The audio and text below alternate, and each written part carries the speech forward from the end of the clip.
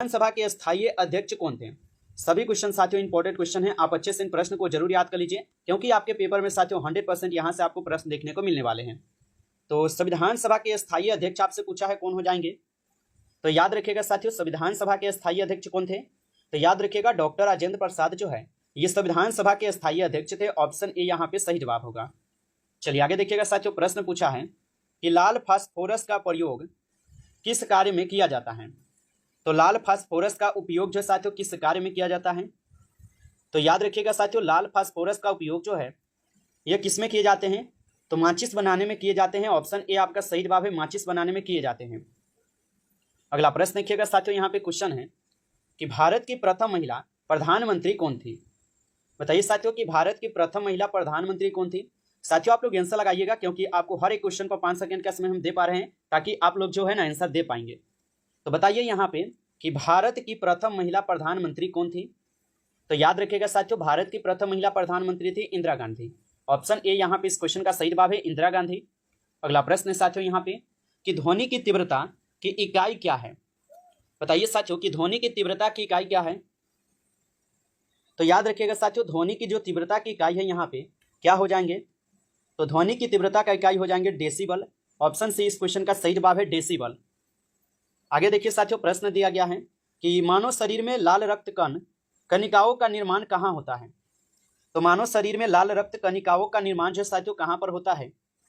तो मानव शरीर में लाल रक्त कणिकाओं का निर्माण अस्थि मज्जा में होता है। ऑप्शन ए यहाँ पे सही जवाब है।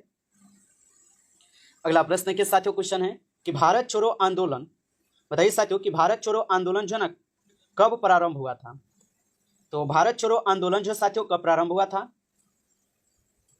तो याद रखिएगा साथियों भारत छोड़ो आंदोलन जो है 8 अगस्त 1942 को शुरू होता है। तो ऑप्शन बी यहाँ पे इस क्वेश्चन का सही जवाब है। अगला प्रश्न है यहाँ पे कि ऑक्सीजन की खोज किस वैज्ञानिक ने की थी?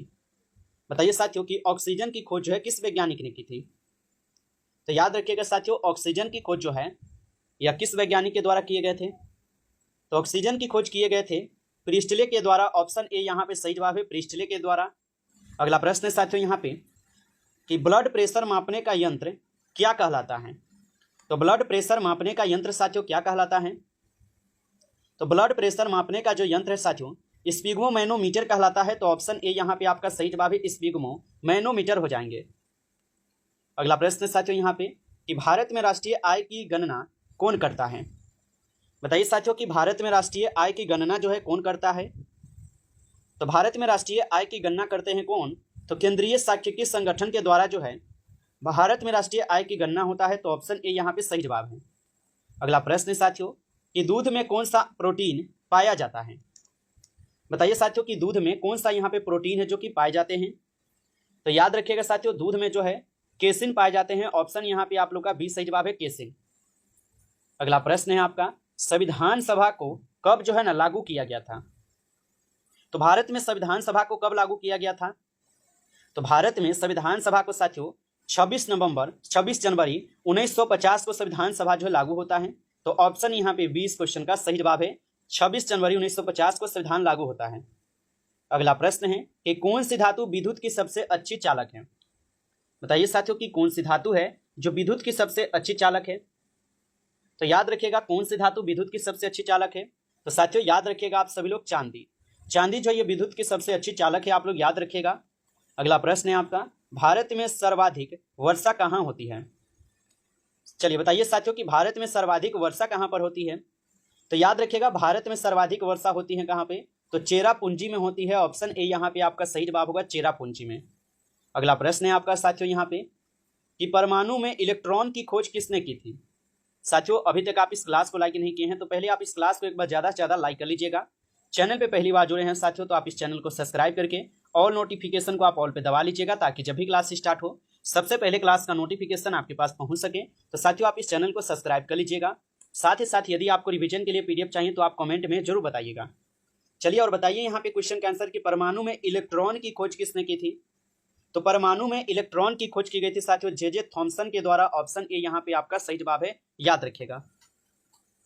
चलिए आगे देखिए साथियों, प्रश्न दिया गया है कि वेदों की भाषा कौन सी है? बताइए साथियों कि वेदों की भाषा जो यहाँ पे कौन सी है? तो वेदों की भाषा यहाँ पे हो जाएंगे साथियों संस्कृत। ऑप्शन सी इस क्वेश्चन का सही जवाब है, संस्कृत होगा। अगला प्रश्न है साथियों यहाँ पे कि प्लासी का युद्ध जो है ना कब लड़ा गया था। साथियों बताइए कि प्लासी का युद्ध जो है कब लड़ा गया था। तो याद रखिएगा प्लासी का जो युद्ध है यह 1757 को लड़े गए थे। तो ऑप्शन ए यहाँ पे आप लोग का सही जवाब है। याद रखिएगा 1757 में प्लासी का युद्ध लड़े गए थे। और साथियों आप लोग के लिए HW एक क्वेश्चन रहेगा कि बक्सर का युद्ध कब हुआ था। आप लोग कमेंट करके इसका आंसर बताएंगे। चलिए आगे देखिए साथियों, प्रश्न आता है जय जवान और जय किसान का नारा किसने दिया था। बताइए कि जय जवान और जय किसान का नारा साथियों किसने दिया था। तो याद रखिएगा साथियों जय जवान और जय किसान का नारा जो है लाल बहादुर शास्त्री के दिए जाते हैं। ऑप्शन यहाँ पे आप लोग का 20 सही जवाब है। लाल बहादुर शास्त्री ने जय जवान और जय किसान का नारा दिया था। अगला प्रश्न है आपका कि पृथ्वी की सबसे ऊपरी परत को क्या कहा जाता है। तो पृथ्वी की सबसे ऊपरी परत को क्या कहा जाता है। तो याद रखिएगा क्रस्ट कहे जाते हैं। ऑप्शन बी इस क्वेश्चन का सही जवाब है, क्रस्ट कहा जाता है। अगला प्रश्न है साथियों कि गांधी जी को महात्मा की उपाधि किसने दी थी। बताइए साथियों कि गांधी जी को महात्मा की उपाधि किसने दी थी।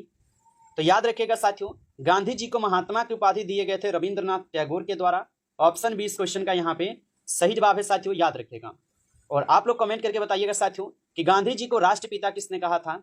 तो आप लगाएंगे सुभाष चंद्र बोस, याद रखिएगा।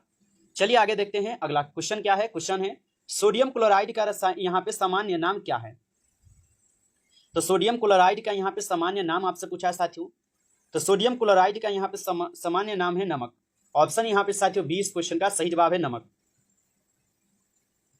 अगला प्रश्न देखिएगा साथियों, क्वेश्चन है सबसे बड़ी ताजे पानी की झील कौन सी है।